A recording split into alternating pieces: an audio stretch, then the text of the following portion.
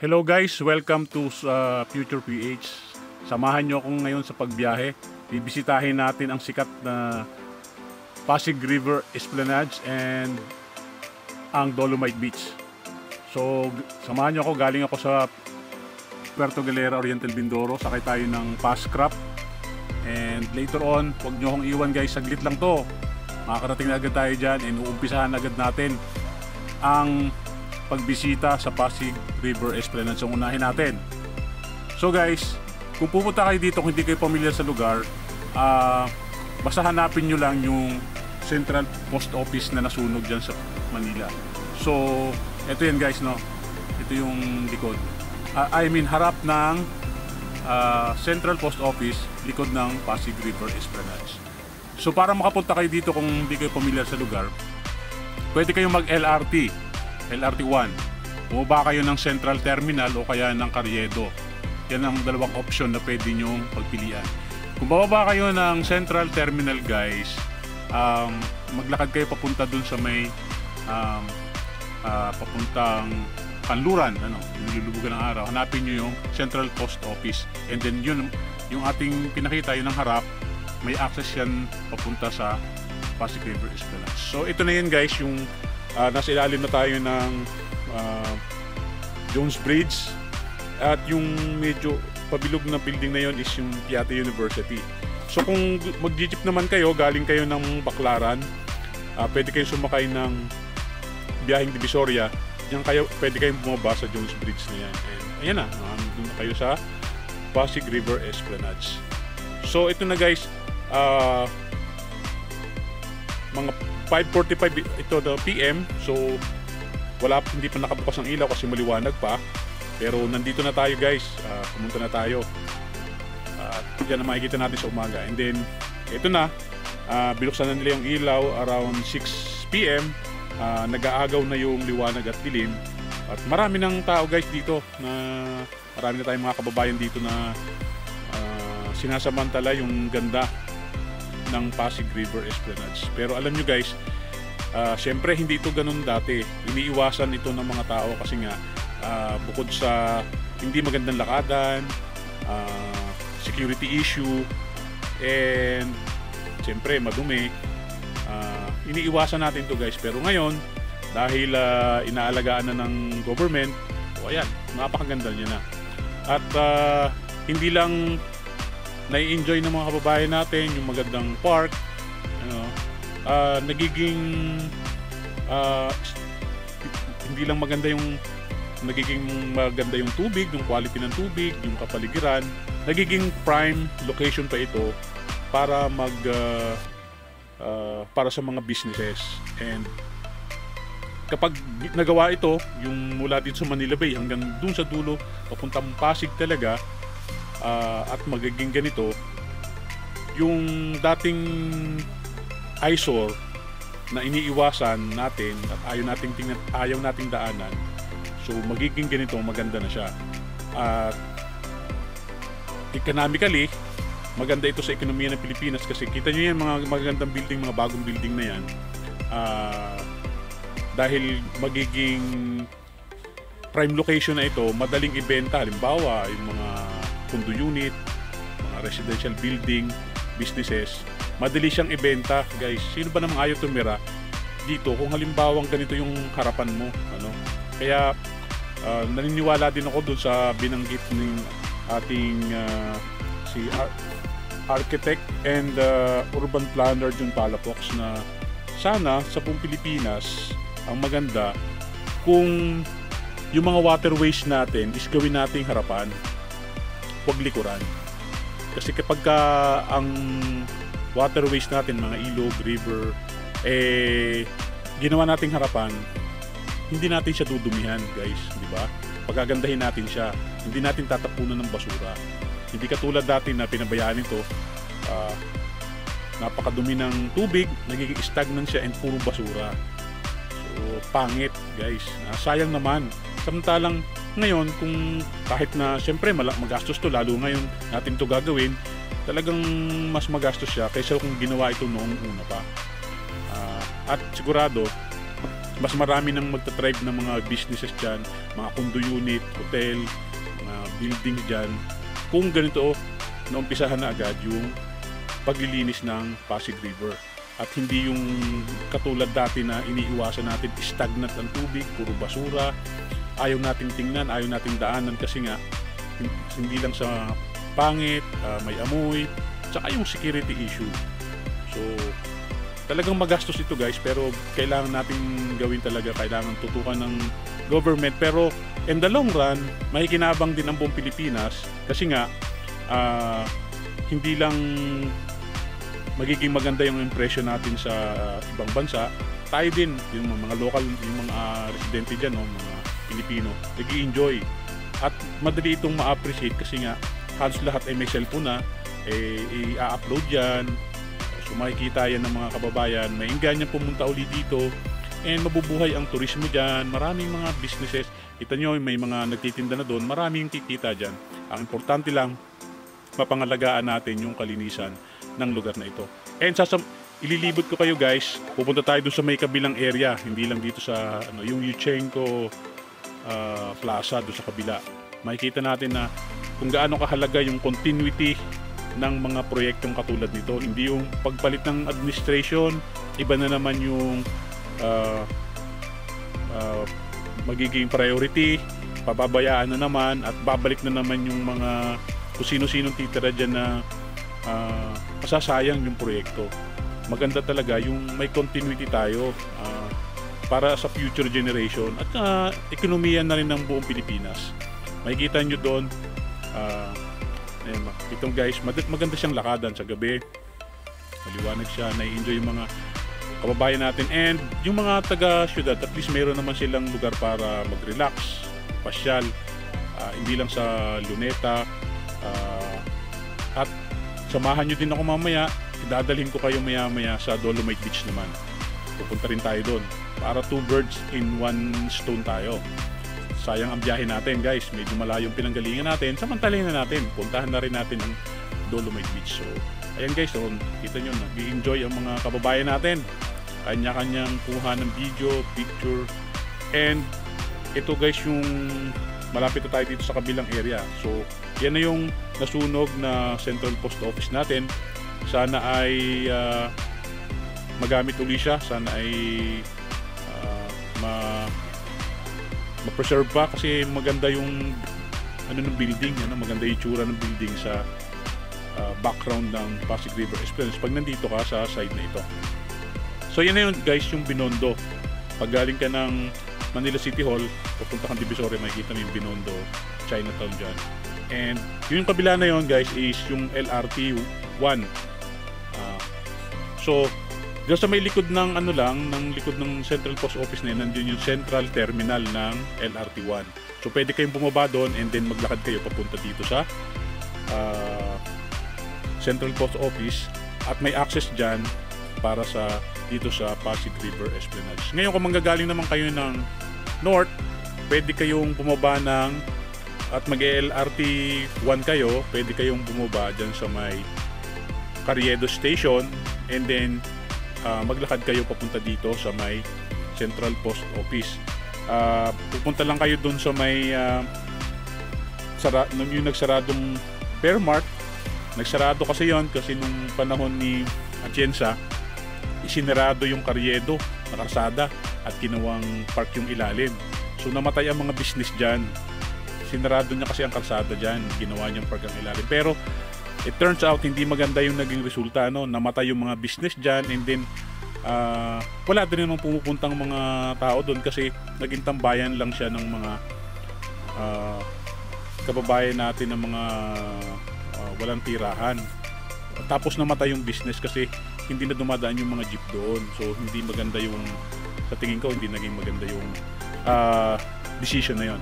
So ito na yung kabila guys ng river, nandito sa may Yuchenko Plaza, sa may Piatti University, and yung may mayroon diyang ferry station, Escolta, kung hindi ako nagkakamali guys, may ferry station dyan sa may tapat ng Piatti University. So ito yung view guys mula dun sa kabila. At dati iniiwasan to guys na daanan. So ngayon kita nyo, pinapasila rin mga kababayan natin, tinatambayan para makapag-relax. And meron din dito guys na kumukuha ng prenup picture dito. So ganon guys ang naging resulta nito. And ito nga yung importansya ng continuity. So ayan guys, inumpisan itong gawin nung June 21, so mga 2021 kasi 2022 to inauguration. So before that 2021, ayan may nagpi-prenup. So makikita natin malaki yung magagawa. Ayan na, nagpi-prenup sila dyan. So dati iniiwasan yan guys dahil nga madumi siya, tapos maraming nakatambay na maraming nakatira dito sa gilid-gilid na ito. And then, siyempre hindi maiwasan, hindi naman sila naglilinis dyan. So, mabasura. So, ngayon ito na guys, And makikita natin dyan, may mga bagong building na itinatayo. Kasi nga sinasamantala nila kasi naging prime location na ang ating waterway, itong ating mga river. Sa halip na dati, hindi ka magtatayo ng business dyan kasi baka walang tumira sa iyong condo unit na itatayo. Na siyempre, mag-invest ka ng napakalaking pera. Baka hindi mo babawi yung iyong investment kasi walang titira dahil nga pangit at delikado yung lugar. Pero ngayon, kita natin, ayan, may mga bagong building na nakatayo at may itinatayo pa yan guys. So itinatayo ang bagong building kasi nga alam nila nagiging na to, attraction na. So di ba, masarap tumira sa ganyan kapag ka nakita mo sa bintana mo ganito kaganda yung sisilipin mo, and ipagmamalaki mo siya na nandun ka nakatira sa tapat ng Pasig River Esplanade. And madali siyang, kung halimbawa gagawin mong business, madali siyang ibenta. Dahil napagod tayo guys, kumain tayo dito sa isang sikat na Shotanghon na fast food dito sa May Quiapo. Dahil napagod tayo sa paikot dyan. So kumain tayo dito guys bago magpahinga, and eto na, nakapagpahinga tayo. Pumunta naman tayo na napakaaga dito sa Manila Bay Dolomite Beach. Sarado pa guys. So pero na yan, ilang minuto na lang, mag-aalas 6 na bubuksan na rin yan. So makikita nyo nakabukas pang headlight ng mga sasakyan guys. At maya maya ituturo ko sa inyo kung paano naman pumunta dito kung hindi kayo pamilyar sa lugar nito. So ayan na guys, welcome sa Dolomite Beach. Nag-open na 6 AM eksakto, nag-open. And ayan, marami agad guys na pumunta. At isa na tayo, samantalin na natin para sa nabahaba ng biyahe natin. Huling punta ko dito guys is alas 6 ng hapon. So pinaalis na mga tao, tsaka medyo madilim na. Hindi na magandang mga video. So ngayon, nandito na tayo ngayon. At yan guys, good news. After how many years, napakalinis pa rin ng Dolomite Beach at ma-appreciate mo talaga. At ito guys, yung dinurog na Dolomite sand sa malaking boulder, ito yan. Ito yan yung bato na yan na dinurog. So sabi ng mga lumitaw na environmentalist noon nung nililinis ito, saka pa sila naglitawan at kinukontra itong paggagawa ng Dolomite Beach ng ating ex-president Rodrigo Duterte. Di ba ang hirap isipin na parang mas gusto pa nila na panatilihing tapunan ng basura kaysa i-convert ng ganito kaganda. So nakita nyo guys ngayon, makikita na natin, tingnan natin, silipin natin yung tubig. Napakalinaw niya na guys, although hindi pa rin siya swimmable kasi medyo mataas pa yung level ng bacteria. Pero by 2028 ay baka maliguan na ito guys kasi sa mata lang titingnan mo na parang ang linis na niya, pero at least malaki ng improvement ito guys kasi yung amoy niya is amoy na ng natural na dagat. So ano yung natural na amoy ng dagat? At makikita nyo, nasasabi ko yan kasi ako ay taga probinsya at yung dagat na tinitirhan ko is malinis at may amoy naman talaga ang dagat ng sarili niyang amoy, yung amoy dagat. Siyempre may mga nabubuhay dyan, mga isda, mga clams, shells. At nakita nyo guys, marami na mga high-rise building dito sa Ross Boulevard kasi nga prime destination na ito. At nakikita nyo kahit yung mga ibon dumadayo na dito para manghuli ng mga isda. Marami na kasing isda ngayon sa Ross Boulevard sa may Dolomite Beach kasi nga malinis na. Makikita nyo, walang basura na dito. Sabi ng mga kumukontra dati dito, isang habagat lang is dudumi na siya. Natural naman yun guys, kahit dito sa probinsya, sa Puerto Galera, kapag umulan, nagkakaroon ng basura. Hindi may iwasan yan kasi hindi pa tayo ganun ka nature lover. Medyo may mga kababayan pa rin tayo na walang disiplin sa pagtatapon ng basura. Tapon-tapon lang sa mga ilog, sa mga sapa, sa river. And dito naman ang bagsak niya sa dagat. Pero dahil sa effort ng paglilinis na umpisa nitong Dolomite Beach, medyo nagkaroon na tayo, nagigising na ang ating mga kababayan sa pag-iingat sa ating environment. At pataas na ng pataas yung consciousness ng mga kababayan natin sa pag-aalaga ng kapaligiran. At yan guys, ang resulta, yan, matataas na building, mga condo unit, residential buildings, yan, mga bagong gawa at ginagawa pa lang ng mga building. Kasi nga, nagiging prime location na siya. Hindi na siya iniiwasan, dinadayo na siya.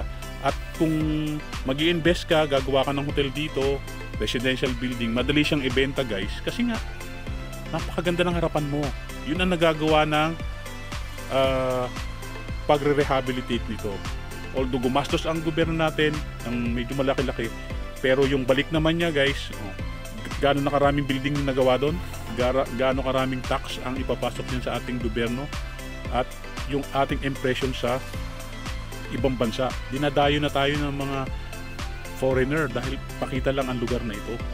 At kapag nagtuloy-tuloy yan guys, mas dadami pa yung mga building at magiging trabaho dito sa Pilipinas.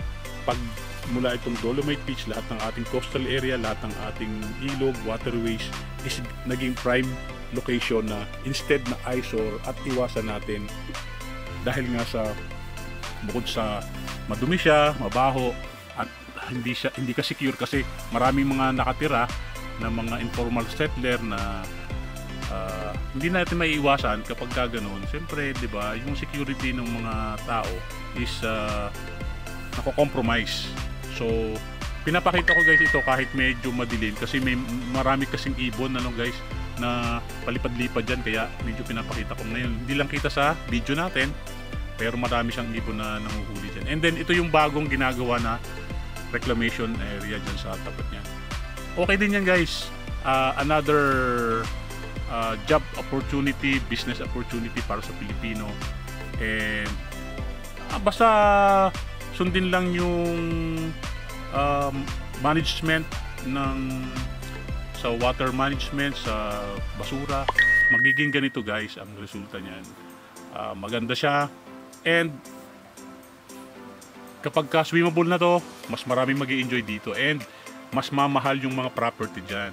At kung halimbawa may pera ka guys, pwede kang bumili dyan ng unit. Sigurado madali siyang ibenta, o mag-i-enjoy ka talaga sa pag-stay dyan. O kung patitirahan mo, paupahan mo, sigurado maraming uupa dyan. Kasi nga, hindi lang sa maganda yung view, di ba? Nasa prime location ka, and malapit sa airport, halimbawa na babiyahe ka, maglilipad ka, so magandang mag-stay dyan. Kung ikaw ay taga-probinsya and then may matitirhan ka dyan, di ba, napakaganda. And then malapit sa airport at malapit sa US Embassy. So mamaya ituturo ko naman sa inyo kung paano makapunta dito, yung kung hindi ka familiar sa lugar na ito. Ayan lang yung airport guys, malapit doon sa bandang rin, may lumilipad na aeroplano. So makikita natin guys, napakadami ng bagong building, dahil sa location, napakaganda niya na. Madali siyang ibenta kung hotel ito o condominium unit, residential. Maraming titira dyan guys. Talagang pipiliin nila na tumira dyan sa magandang lugar kapag ganito yung harapan na makikita mo mula dun sa iyong tinitirahan. Di ba? Hindi lang maganda, secure ka, malinis, and proud ka sa lugar, and proud ka sa Pilipinas. So dahil dito sa paglilinis talaga, yung talagang tunay na paglilinis and rehabilitation ng Rojas Boulevard, nakita natin pati yung sa may Pasig River, ayan na, nagigising na kumbaga yung mga Pilipino, na hindi na natin pinag-uusapan guys yung uunahin ba yung mapapakain ba yan sa mga Pilipino, yung paggastos dyan. Guys, ang totoo, hindi mawawala ang mahirap sa mundo kahit ano pang gawin mo. Kahit sa US ka pumunta, sa mga maunlad na bansa, maraming mahihirap. Kasi minsan choice ng mga tao yun na maging mahirap.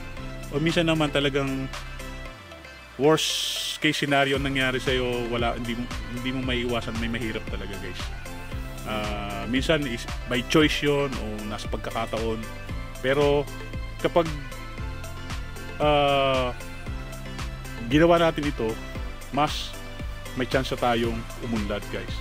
So ito na guys, tuturo ko naman sa inyo kung paano, halimbawa kung hindi kayo pamilyar sa pagpunta dito guys, ano. So kung galing ka ng na may Divisoria area, yan guys, yung building na yan tinuturo ko, may kalsada yan doon. Pag galing ka ng Divisoria, sakay ka ng papuntang Baclaran guys na jeep. Doon ka bababa sa may ano, sabihin mo lang doon sa may barangay hall, nakalimutan, may barangay dyan, 7 something. Basta sasabihin mo kapag galing ka ng Divisoria, Quiapo area at pupunta ka sa papuntang Baclaran, sabihin mo lang na bababa ka sa Dolomite Beach and doon ka lalabas sa pagitan ng building na yan. So guys, natapos na natin yung biyahe. Salamat sa pagsama nyo sa akin hanggang sa oras na ito. So pauwi na uli ako ng Oriental Mindoro, at kapag pupunta kayo dito, dadaan kayo ng Batangas Port, and ito makikita nyo, no, guys, para siyang airport, maganda, malaki, conveniente. Ito yung hindi ka lugi sa 30 pesos na terminal fee guys, bago ka sumakay ng iyong ferry kung saan ka man pupunta kapag dito ka dumaan. So ito yung matutunghayan mo guys, para siyang airport terminal. So kasama na ito guys sa mga build na ginawa ng ating ex-president. So yan guys, kung ganito lagi may continuity ang ating pamahalaan sa paggagawa ng mga ganitong klase ng mga proyekto, uunlad ang Pilipinas. So ito yung labas guys, makikita nyo, yung ready na yung loob para sa summer. This summer ready na. Yung may kulay na yon is yan na yung existing na ginagamit sa kasalukuyan.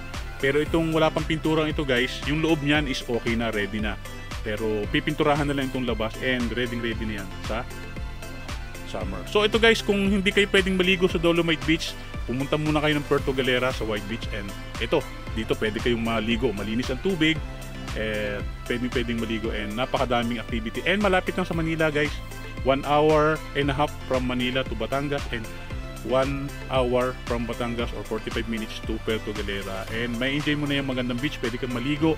Meron kaming falls, ang Tamaro Falls na katulad dito. Meron kaming golf course, zipline, and of course may nightlife din